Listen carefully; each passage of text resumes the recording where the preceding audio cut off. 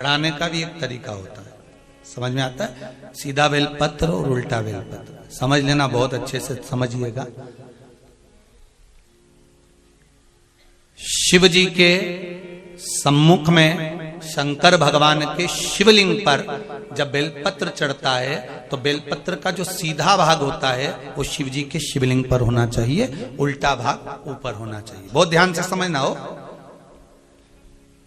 जब नंदीश्वर को बेलपत्र चढ़ाते हो, नंदी जो बाहर होता है उसको बेलपत्र चढ़ाते हो, तो नंदी को दो जगह बेलपत्र चढ़ती है, आपको ध्यान में होगा।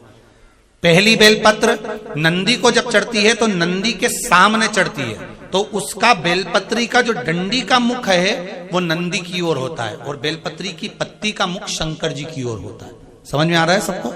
डंडी का मुख, जैसे नंदी ऐसे बैठा है तो डंडी का मुख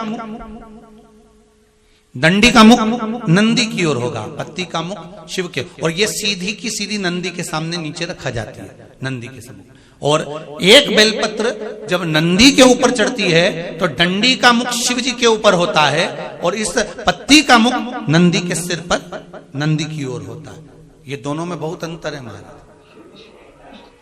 जैसे कोई बच्चा कोई कंपटीशन एग्जाम के लिए जा रहा हो या कोई परीक्षा देने के लिए जा रहा हो और पढ़ाई करे, स्मरण करे, तैयारी करे, वो अपनी जगह पर है। और ऐसा नहीं होता कि बच्चे पढ़ते नहीं है या तैयारी नहीं करते हैं। इसके बाद भी अगर उनका इंटरव्यू में पास नहीं होते या एग्जाम में पास नहीं होते तो उसके लिए ये दोनों बेलपत्री बड़ी काम करती है। बहुत ध्यान देना, जो नंदी के सामने बेलपत्र रखकर जाना, शिव जी के सम्मुख में बेलपत्र रखकर जाना, मतलब नंदी के सम्मुख में जब रखाएगी तो डंडी जम के बोलिए कहाँ होना चाहिए?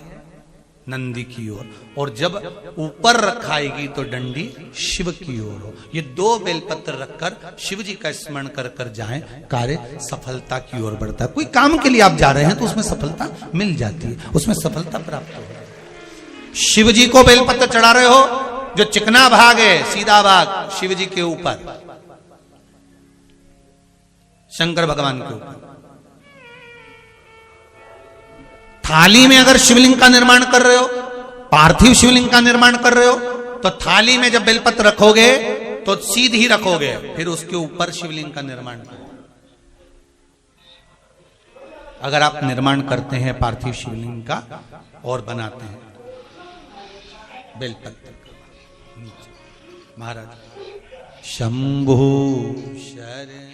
श्री शिवाय नमस्तुभ्यं, श्री शिवाय नमस्तुभ्यं, श्री शिवाय नमस्तुभ्यं, श्री शिवाय नमस्तुभ्यं।